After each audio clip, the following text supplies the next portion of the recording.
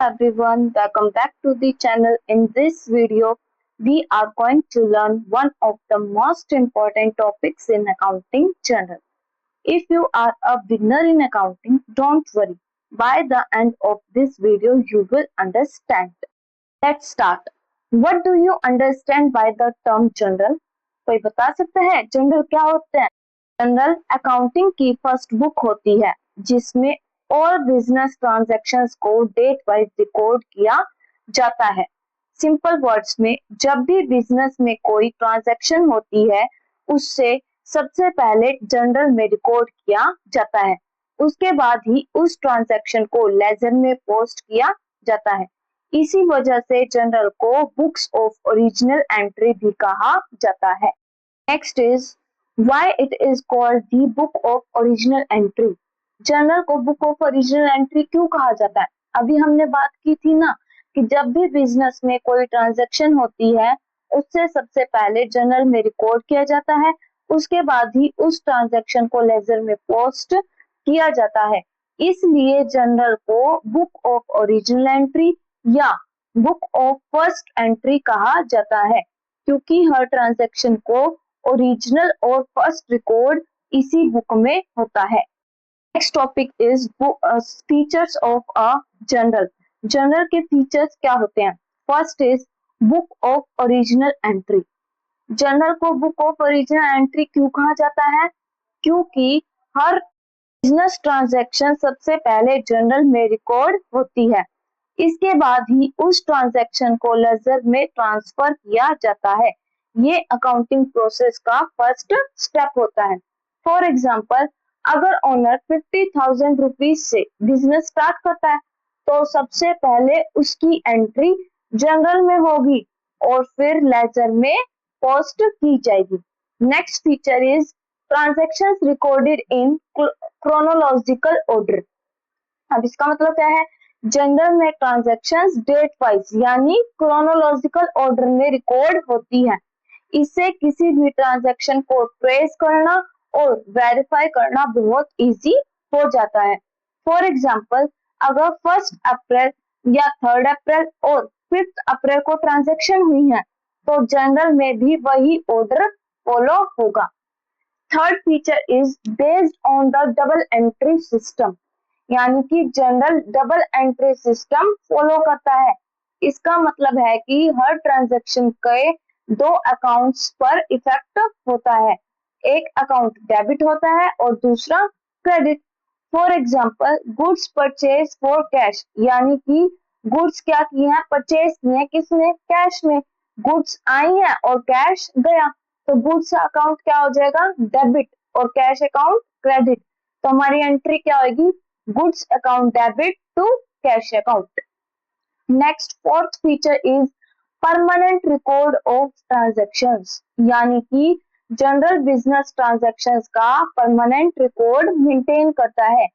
Future में अगर किसी ट्रांजैक्शन को वेरीफाई करना हो या ऑडिट करना हो तो जनरल उसका प्रूफ प्रोवाइड करता है।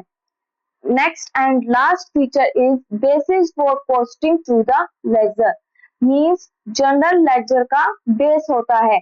जनरल में रिकॉर्ड की गई एंट्रीज को ही बाद में लेजर के इंडिविजुअल अकाउंट्स में ट्रांसफर किया जाता है। विदाउट जनरल लेजर प्रिपेयर करना पॉसिबल ही नहीं होता। इम्पोर्टेंस ऑफ जनरल, यानी कि जनरल की क्या क्या मतलब कि जनरल की क्या इंपॉर्टेंस है? First is same book of original entry. Same वही है कि जनरल अकाउंटिंग प्रोसेस की फर्स्ट बुक है।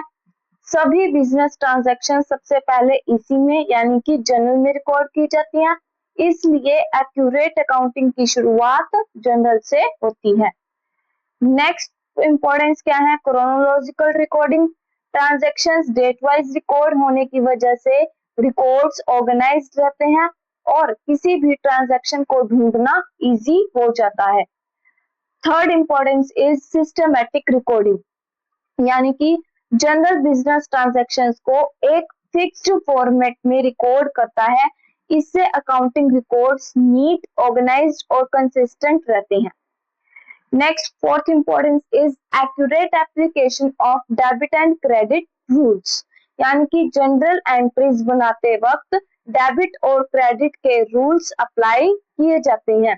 इससे हर ट्रांजैक्शन करेक्टली रिकॉर्ड होती है और अकाउंट्स बैलेंस रहते हैं। Fifth importance is basis for ledger posting.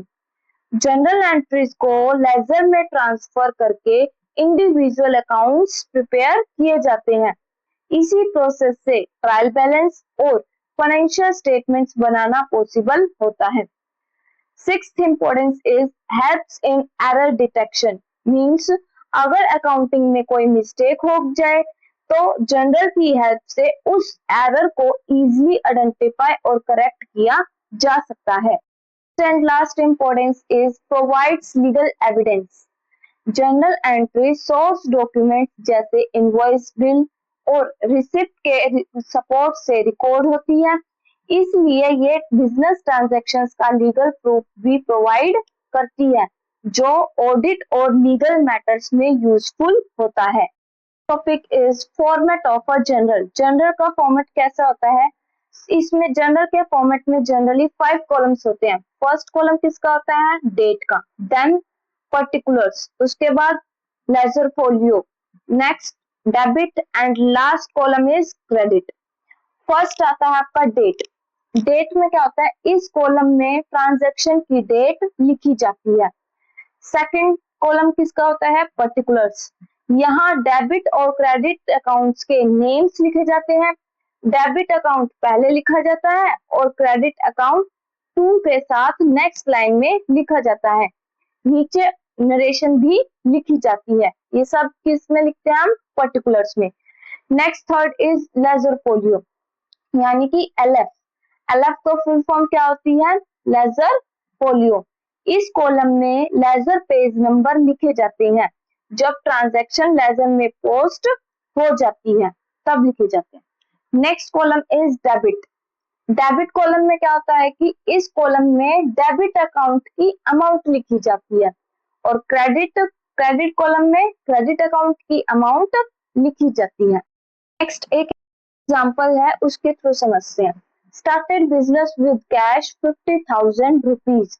Means इसमें क्या है कि कैश बिजनेस में क्या हुआ? रिसीव हुआ है, इसलिए कैश अकाउंट क्या हो जाएगा? डेबिट होगा। कितना अमाउंट से? 50,000 रुपीज से।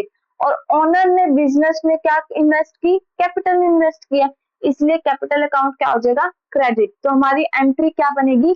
Cash account debit to capital account. कितना अमाउंट से? 50,000 रुपीज से। और इसके बाद हम क्या लिखेंगे? नरेशन। नरेशन क्या लिखेंगे? Being business started with cash. Example है, उससे समझते हैं। Purchase furniture with cash 15,000 rupees. Suppose करो कि राम ने फर्नीचर परचेज किया है, कितने से? 15,000 रुपीज का। ठीक है। अब राम ने क्या किया? फर्नीचर खरीदा, फर्नीचर उसके पास आया, तो हमारे पास फर्नीचर अकाउंट क्या हो जाएगा? डेबिट। जो आया वो क्या हो जाएगा? डेबिट। और जो जा रहा है वो क्या हो जाएगा? क्रेडिट। रियल अकाउंट का रूल है ना, क्या होता है? Debit what comes in, credit what goes out. जो आया वो डेबिट, जो गया वो क्रेडिट। तो आपके पास आपने क्या खरीदा? फर्नीचर खरीदा, तो फर्नीचर अकाउंट क्या हो जाएगा? डेबिट। तो फर्नीचर अकाउंट डेबिट टू, अब उसके बदले आपने क्या दिया? कैश दिया, तो क्या हो जाएगा? To cash account. तो हमारी जर्नल एंट्री क्या बनेगी? Furniture account debit to cash account. कितना अमाउंट से? 15,000 रुपीज से। Next topic is advantages of journal. अब जर्नल की एडवांटेजेस क्या क्या है? First is easy to record transactions. इसका मतलब क्या होता है कि जर्नल में हर बिजनेस ट्रांजैक्शन को डेट वाइज और प्रॉपर फॉर्मेट में रिकॉर्ड किया जाता है। क्यों किया जाता है? इससे अकाउंटिंग रिकॉर्ड्स मेंटेन करना सिंपल और ऑर्गेनाइज्ड हो जाता है। नेक्स्ट एडवांटेज क्या है? मेंटेन्स कंप्लीट रिकॉर्ड्स, यानी कि जर्नल हर ट्रांजैक्शन की कंप्लीट इंफॉर्मेशन रिकॉर्ड करता है, जैसे डेट, अकाउंट्स अफेक्टेड, अमाउंट और नरेशन। इससे फ्यूचर में रिकॉर्ड्स को वेरीफाई करना इजी होता है। Next advantage is saves time during ledger posting, means journal entries already debit और क्रेडिट के रूल्स के अकॉर्डिंग रिकॉर्ड होती है, इसलिए उन्हें लेजर में ट्रांसफर करना फास्ट और इजी हो जाता है, जिससे टाइम सेव होता है। Next, helps in funding and correcting errors. अगर अकाउंटिंग में कोई मिस्टेक हो जाए तो जनरल की हेल्प से उस ट्रांजैक्शन को इजीली ट्रेस किया जा सकता है और एरर को करेक्ट करना इजी हो जाता है। Next is supports accurate financial statements. General से ही लेजर और ट्रायल बैलेंस प्रिपेयर होते हैं। अगर जनरल एंट्रीज करेक्ट होंगी तो trading account, profit and loss account और बैलेंस शीट भी एक्यूरेट बनेगी। Next and last is provides legal evidence of business transactions. Journal entries, source documents जैसे bills, invoices और receipts के सपोर्ट से रिकॉर्ड की जाती है, इसलिए ये बिजनेस ट्रांजैक्शंस का लीगल एविडेंस भी प्रोवाइड करती है और ऑडिट के टाइम बहुत यूजफुल होती है। अगर वीडियो हेल्पफुल लगी हो तो प्लीज चैनल को लाइक, शेयर और सब्सक्राइब करना ना भूलें। Thank you so much.